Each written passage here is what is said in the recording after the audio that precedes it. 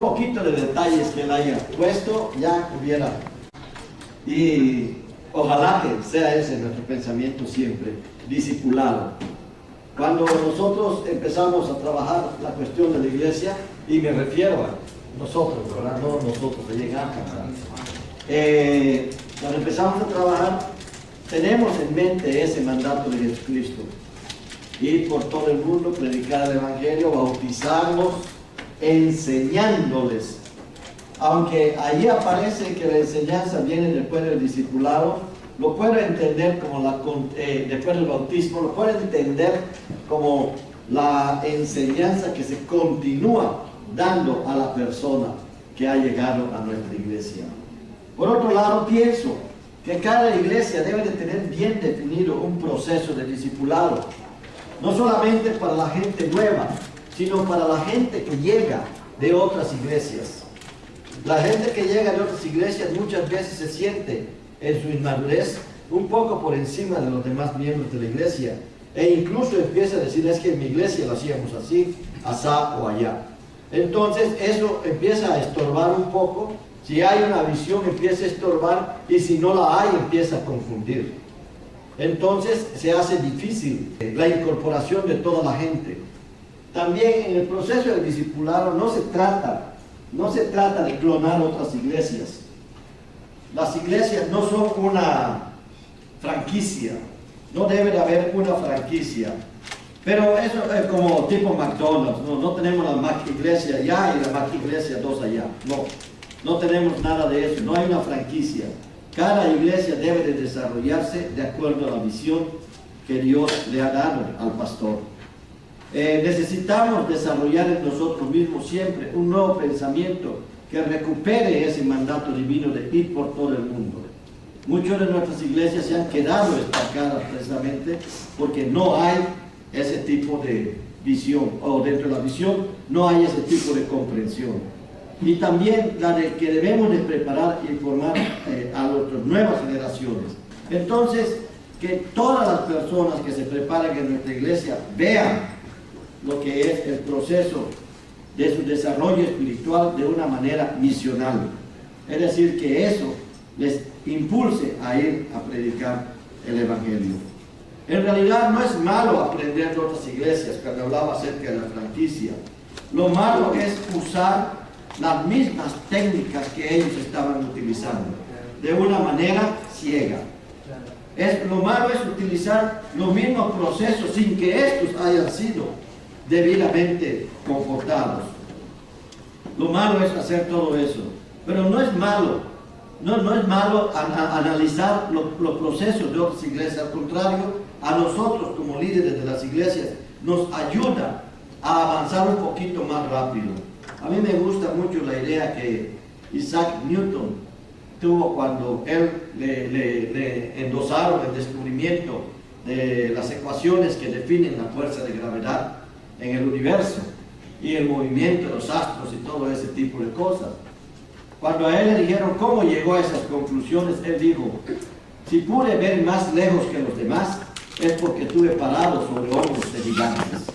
Y él estaba hablando de Galileo Galilei, estaba hablando de otro tipo de científicos de su tiempo y antes que él, a los cuales él estudió para llegar a las conclusiones a las que él llegó. Lo que nos muestra Dios es que cuando conocemos las experiencias de otros, nosotros podemos estar seguros de que podemos llegar a una conclusión. Primero, porque si Dios se lo mostró a otros, nos lo va a mostrar a nosotros.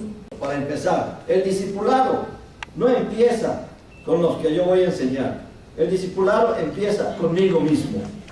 Soy yo el que tiene que discipularse delante de Dios con el estudio y la preparación para poder entonces discipular. Porque yo no quiero hacer discípulos míos, yo quiero que sean discípulos de Jesucristo. Y para que los que aprendan sean discípulos de Jesucristo, tengo que serlo yo. Allí vamos a manejar una cosa que se llama currículum oculto. Bueno, una idea genial de todo eso es que nosotros debemos de tener un claro llamado por Dios. Dios nos llama a nosotros, los pastores, a los líderes, a los plantadores de iglesias, a una determinada comunidad. Nos llama a una determinada región. Es decir, Primero, ¿sí? El otro, Dios ya nos llama a una íntima relación con Él. Es decir, nosotros debemos de buscar la manera de establecer nuestra relación con Él. Hermanos, cuando nosotros tenemos una íntima relación con Dios, casi le puedo asegurar que aquellos que aprendan a estudiar con usted van a tener una íntima relación con Dios. Cuando usted le dice a sus discípulos tiene que hacer su devocional, es porque usted lo está haciendo.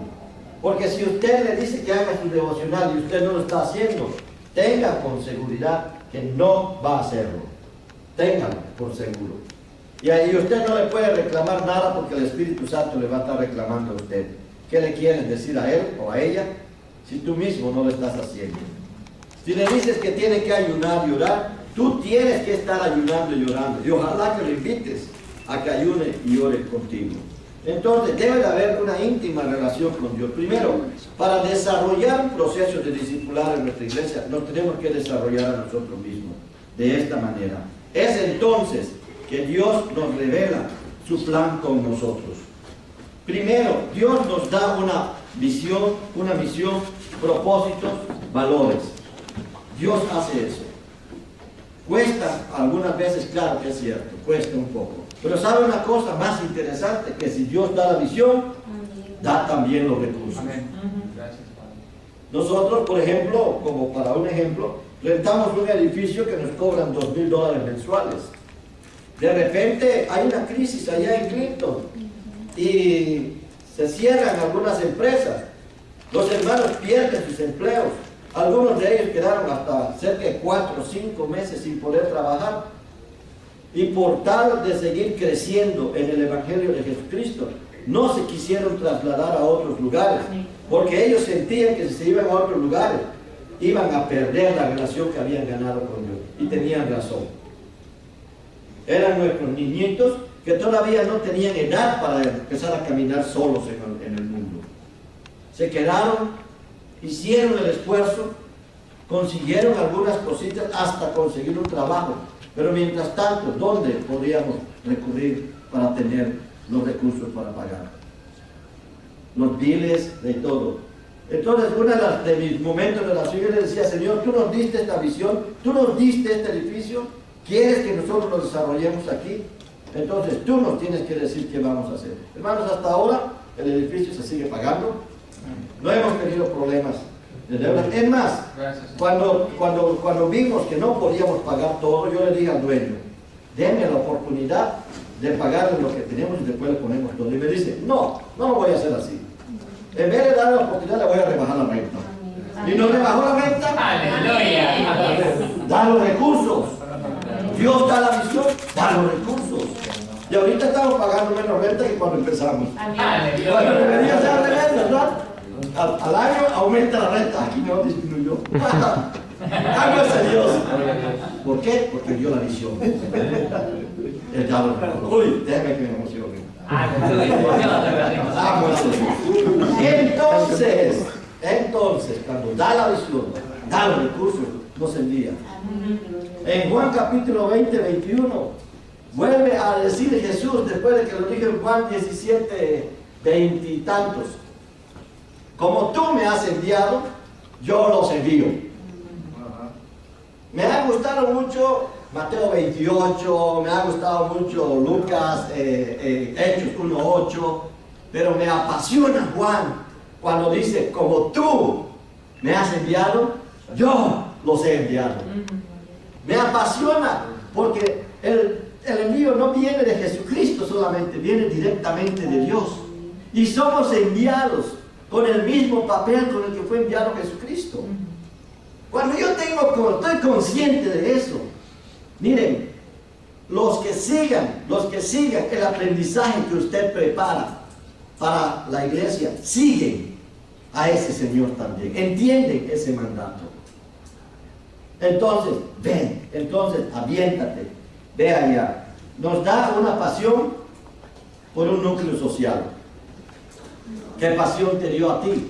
A mí me dio pasión por los hispanos, donde sea que esté.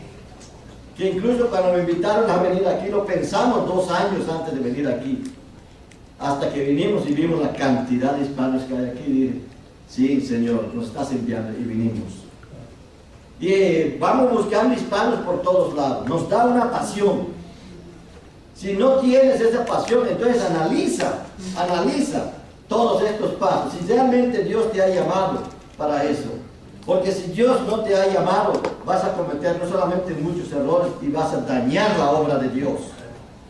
Entonces es importante que el proceso de discipulado comience conmigo, comience con mi propio desarrollo.